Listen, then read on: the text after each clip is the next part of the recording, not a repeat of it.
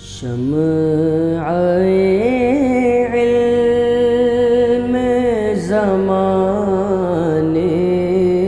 میں جلاتے جاؤ، شمع علم زمان۔ اعوذ باللہ من الشیطان الرجیم، بسم اللہ الرحمن الرحیم۔ ناظرین کرام السلام علیکم ورحمۃ اللہ وبرکاتہ۔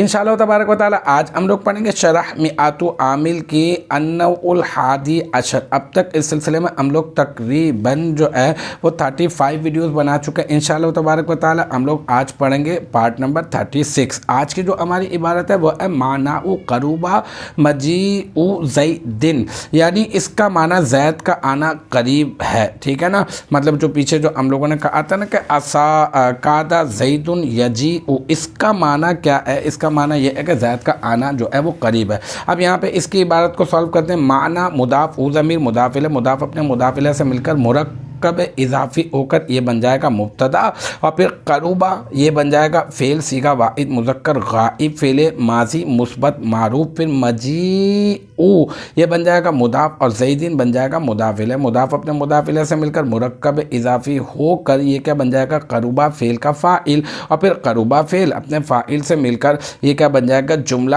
فعلیہ خبریہ ہو کر یہ مراد اللفظ ہو کر یہ بن جائے گا کیا معنی ہوں مبتدا کی خبر، پھر معنی مبتدا اپنے خبر سے مل کر بن جائے گا جملہ اسمیہ خبریہ۔ تو الحمدللہ یہ ہمارا پارٹ نمبر 36 النوع الحادی عشر کا پارٹ نمبر 36 بھی اپنے اختتام کو پہنچا۔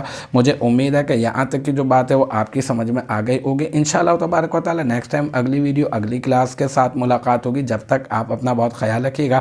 وآخر دعوانا ان الحمدللہ رب العالمین۔